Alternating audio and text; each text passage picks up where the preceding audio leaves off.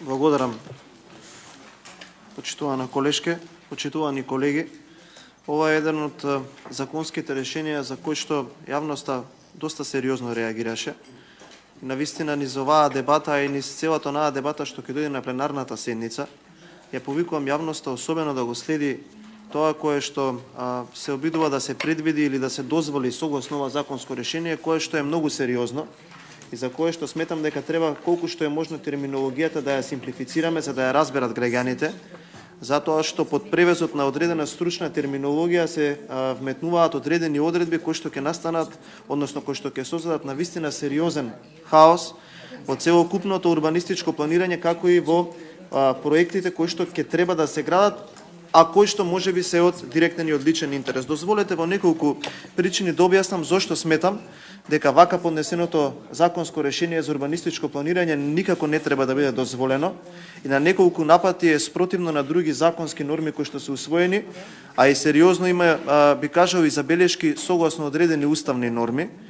Прво, ние имаме поднесено неколку амандмани и во секој од тие амандмани бараме секоја оваа одредба која што е ново инволвирана во ова законско решение да престане да важи и да важи старото законско решение, заради тоа што старото законско решение на начинот на кој што може урбанистичкото планирање да биде дефинирано е едно решение кое што е донесено низ транспарентни постапки во кои што се инволвирани, како што кажа колегата Аџиовски, огромен број на професори или на припадници на стручната фела, заради тоа што да бидам уште попросто разбран, доколку се донесе ова законско решение, целокупните постапки на урбанистички планирање ќе бидат суспендирани и нема да има потреби од почитување на детални урбанистички планови или на генерални урбанистички планови. Од овој момент натака, кога ова законско решение ќе стапи во сила, ништо од тие одредби или тие процедури едноставно нема да важи. Тоа ќе значи дека не само за оние проекти од национален интерес, туку секој оној објект, дури да се работи за зграда за колективно домување, доколку владата донесе одлука дека од стратешки интерес може да се гради било каде на било која точка, во било кое место, доколку некој од тие големци одлучи дека тоа така треба да се гради. Понатаму има неколку одредби кои што се особено сериозни, за кои што се повикуваат на регулатива која што досега била дефинирана како технолошко-индустријски развојните зони, а кои што воопшто не е така, односно земаат одреден дел од тоа планирање, а не го дефинираат до крај целосно како што е дефинирано можеби во тие зони.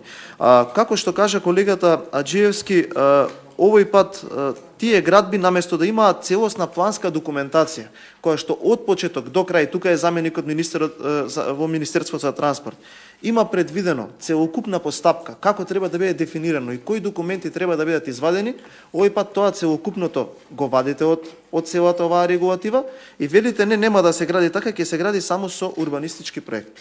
Прво, каде е тука јавната анкета? Секогаш кога се носи план, треба да има јавна анкета, која што на многу често случувања се случува неколку пати. Односно, тие кои што го носат тој урбанистички план, имаат обврска да одговорат на секој еден поднесок од било кој граѓанин. Мора по закон да одговорат. И тие анкети најчесто траат 2 или 3 пати, додека не се одговори на секоја забелешка, на секој оној кој што е заинтересиран да внесе свој замисли или да внесе своји измени во своите урбанистички планирања. Овој пат тоа ќе го нема.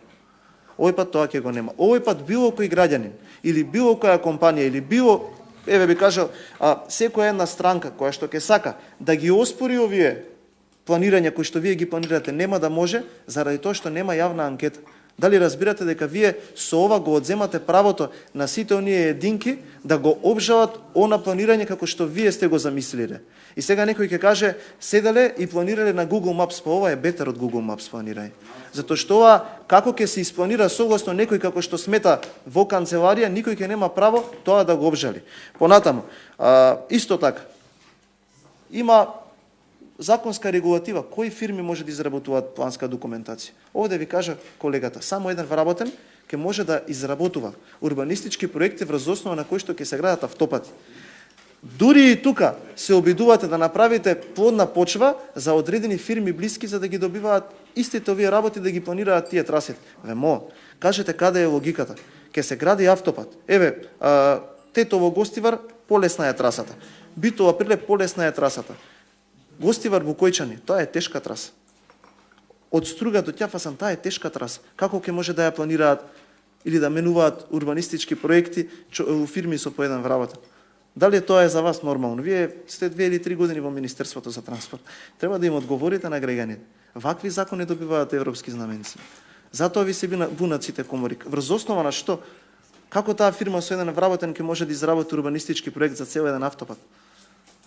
Нели е тоа нонсенс? Нели тука малку е индикативно дека нешто што се спрема сепак не е така како што вие го представувате по јавноста. Понатаму, објаснете им на граѓаните зошто го исклучувате системот за електронско добивање на дозволи.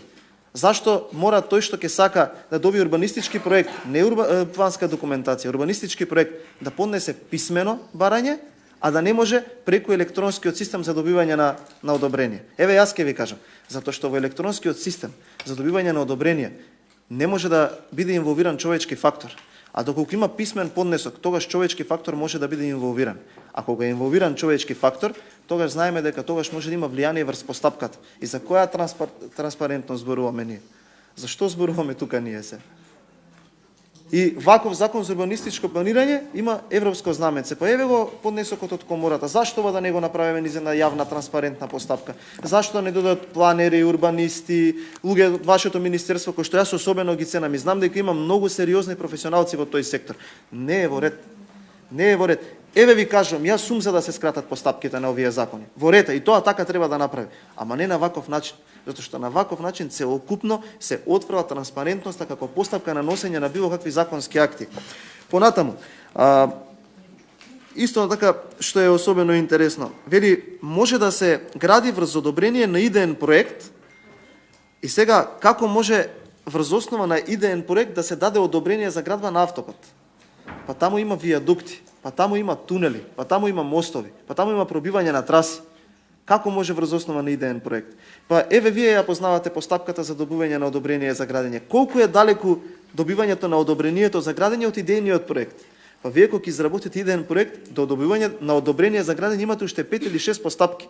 Овој пат тие постапки се бришат и само почиваме на идејниот проект. Дали ме разбирате каков упат ние правиме во целокупната законска регулатива за урбанистичко планирање?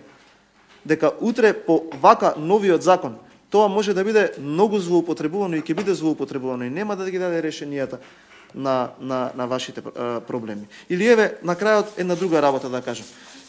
Викендов видовме дека почнате со градба, барем така кажуваат и премиерот и владините функционери, со коридорот 10. Да, тоа е многу голема лага.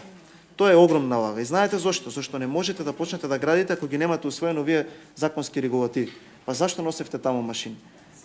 Освен законот за работни односи, ниту еден друг закон не ви е донесен. Ке почнале со геомеханички испитувања на земјиштето. Освен тоа, друго ништо не можете да правите. Па зашто ја лажете јавност? Зашто ја лажете јавност? Прво, немате проекти. Затоа што немате проекти. Затоа што тој проект не се. Затоа што сега да се почитуваме. Ниту еден од тие закони кои што вие сте ги предложиле се уште не е донесен и се уште е во постапка. Зашто ги вадите машините таму и ги лажете граѓаните? Ништо не можете да започнете. И се што ќе започнете, не дека некој е против тој проект, ви укажуваме најдобро намерно, зашто тие средства утре сите граѓани ќе треба да ги враќаат. Наредни 5 години, оваа година се обезбедени средства, уште 4 години ќе треба по 250 милиони евра да издвојуваме од буџетот. Зашто ќе издвојуваме кога имаме некомплетни законски решенија? Ќе заглавите на трасите. Верувајте дека ќе заглавите на трасите ова законско решение кое што го имам тука за урбанистичко планирање согласно овие напаствија кои што вие сте ги добиле. Утре било кој адвокат или граѓан да поднесе представка до Уставниот суд ќе ви ги запре. Не ви се уставни.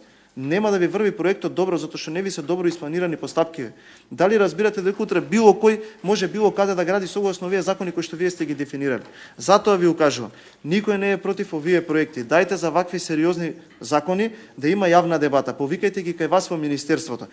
Нека биде секторот за урбанистичко планирање, планерите, оние кои што ги одобруваат плановите во министерството, повикајте ги професорите да се најде едно законско решение кое што ќе го издржи тестот на времето. Вака почитуван заменик министер министер, да сумирам во една реченица, не дека е некој против проектот, но за тоа што ние го дискутираме и за аргументите кои што ние сега денеска вас ви ги кажуваме, се повикуваме конкретно на оваа. Ова е комора на овластени архитекти и овластени инженери.